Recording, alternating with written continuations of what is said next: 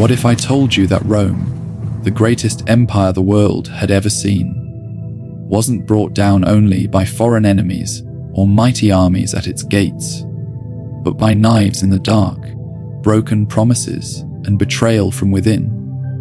Imagine a trusted friend turning on you at the height of your power, a loyal ally leading you into a deadly trap, or your own generals murdering you at the very moment you're trying to save the empire.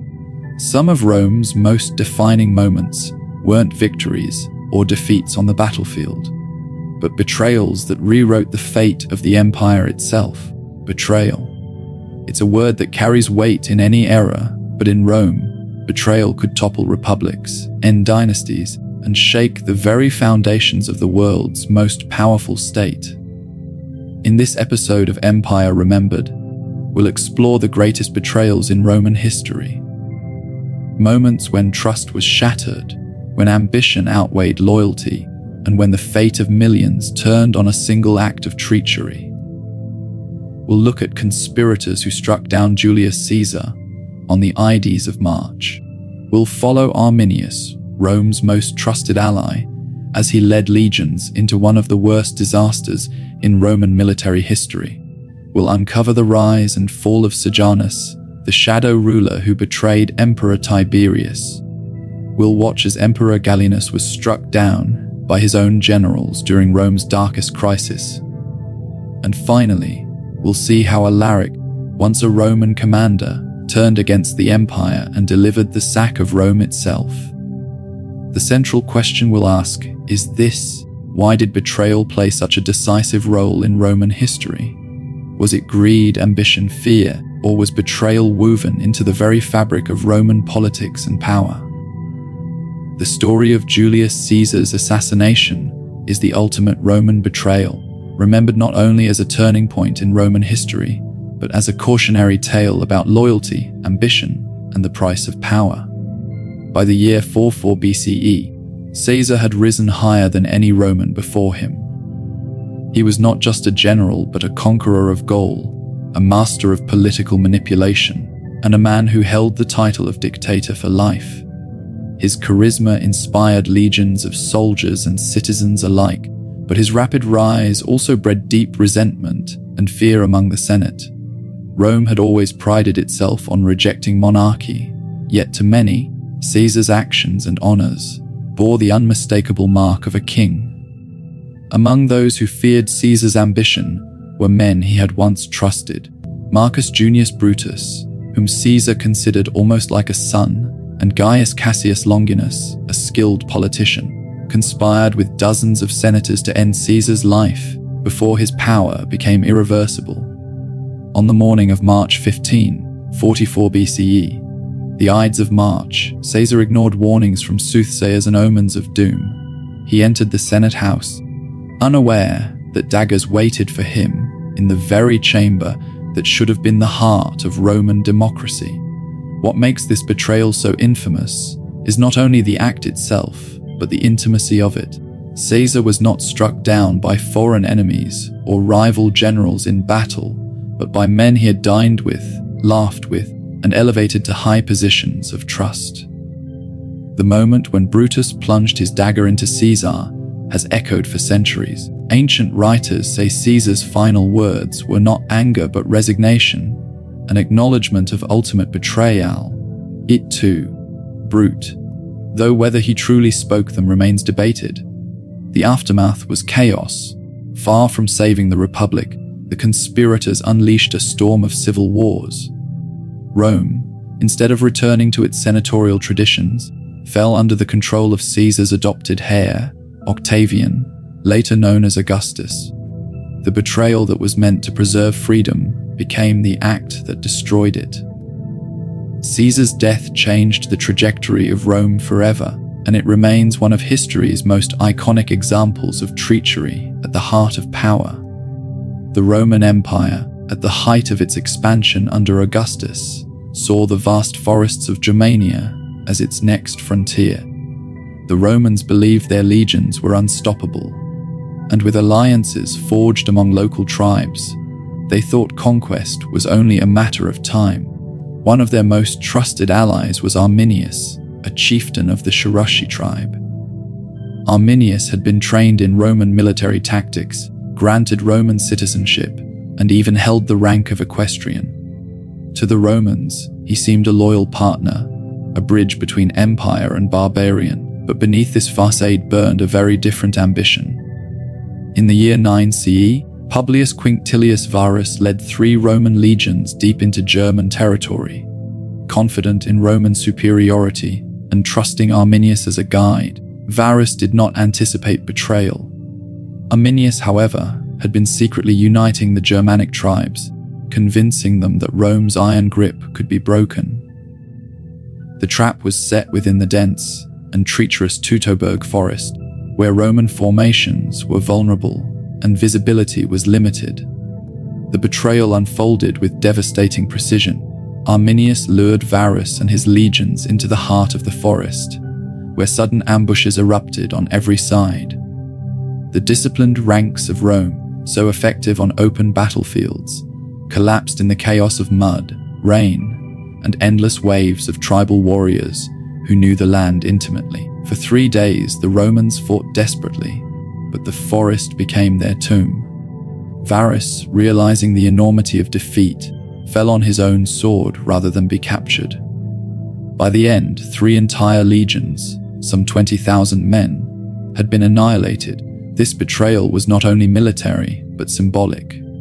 Rome had trusted Arminius as a son of the empire, and his defection was a devastating blow to Roman pride. The psychological shock reverberated across the empire. Augustus himself, upon hearing the news, is said to have cried out in anguish, "Varus, give me back my legions." Never again would Rome attempt large-scale conquest east of the Rhine. The betrayal of Arminius froze the frontier and created a permanent boundary between Rome and the untamed lands of Germania. The memory of Teutoburg forest haunted Roman generals for generations. Arminius, once a trusted Roman ally, became the archetype of treachery, but to his people, he was a liberator. This moment stands as one of the most consequential betrayals in Roman history, not only for its immediate destruction, but for the long-term halt of Roman expansion into northern Europe. Not all betrayals came with swords drawn on battlefields. Some of the most dangerous unfolded in the shadows of Rome's political heart. The story of Lucius Aelius Sejanus is one of ambition, intrigue, and betrayal within the very palace walls. Sejanus rose from humble origins to become prefect of the Praetorian Guard, the elite unit tasked with protecting the emperor. His rise was extraordinary, and under Emperor Tiberius, he became the most powerful man in Rome after the emperor himself. Tiberius was a complicated ruler, suspicious, withdrawn, and prone to long absences from the capital. He trusted Sejanus implicitly, relying on him to maintain order in Rome. Sejanus exploited this trust masterfully. With control of the Praetorians, he shifted their camp closer to the city, increasing their influence in politics. He used alliances, accusations, and trials to eliminate rivals, consolidating his grip on power until many whispered that Sejanus, not Tiberius, truly ruled Rome. But ambition has a way of overreaching. Sejanus's ultimate goal, many historians believe, was to seize the throne itself. To secure his position, he arranged the downfall of members of the imperial family, including the son of Tiberius.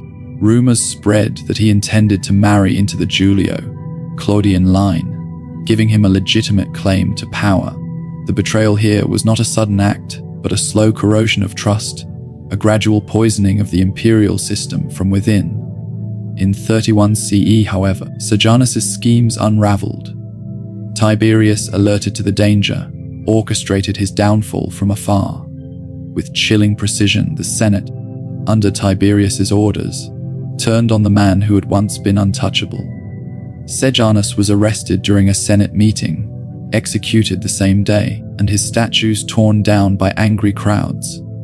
The betrayal was complete, but it was Sejanus who had overreached, betraying not only his emperor, but the very order he swore to protect. The tale of Sejanus reveals a darker side of Roman power.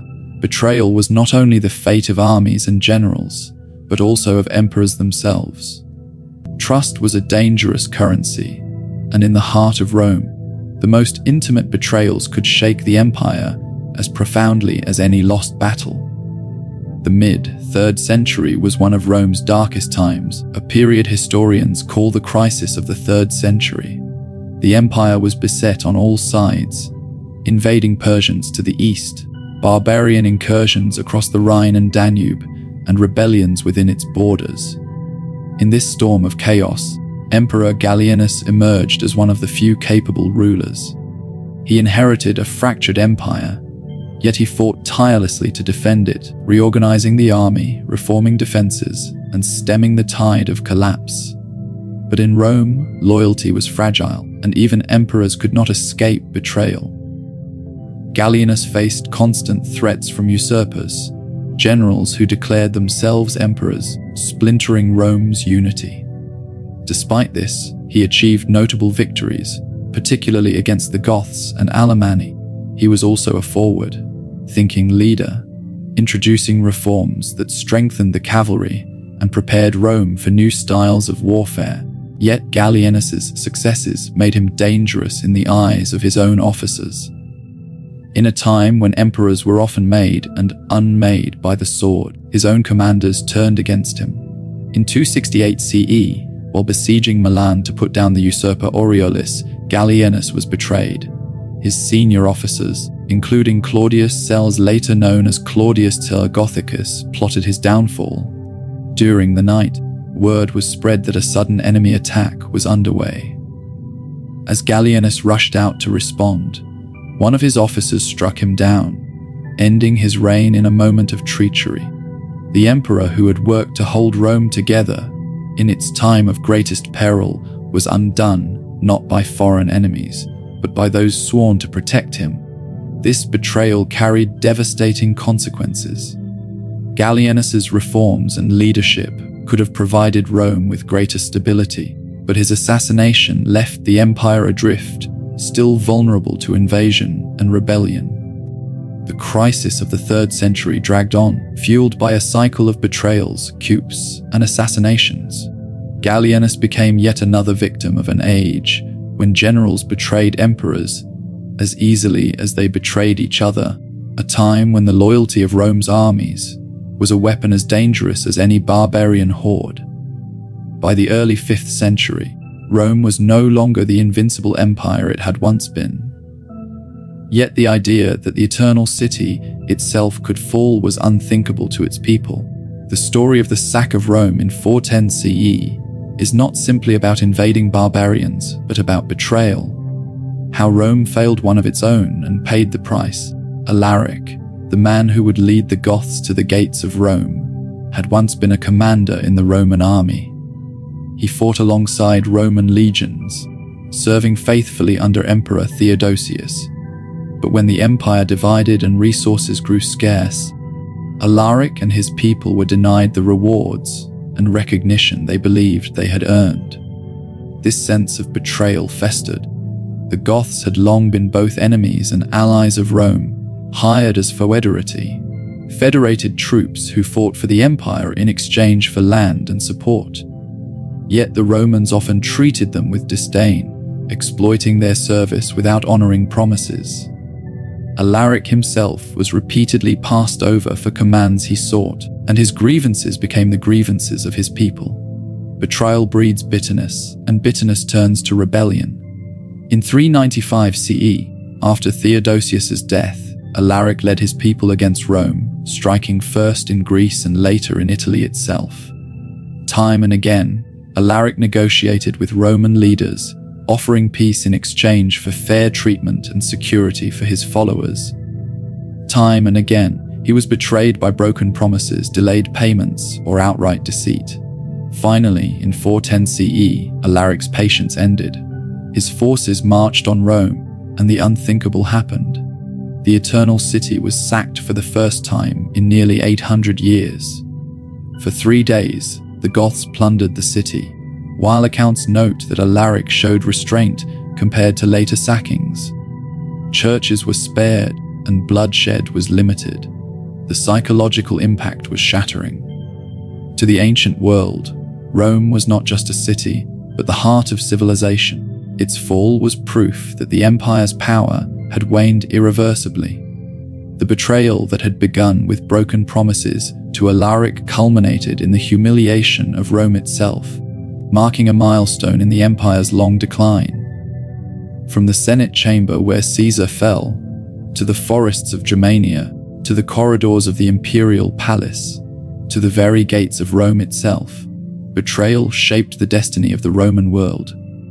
Again and again, it was not only foreign enemies, but broken trust, ambition, and treachery from within that changed history. Rome was built on loyalty, between soldiers and commanders, citizens and leaders, allies and empire.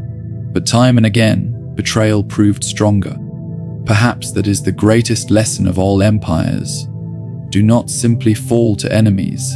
They often collapse from the treachery of their own. If you enjoyed this journey into Rome's greatest betrayals, make sure to like this video and subscribe to Empire Remembered for more stories that bring the ancient world to life. And let me know in the comments, if you lived in ancient Rome, which betrayal do you think changed history the most?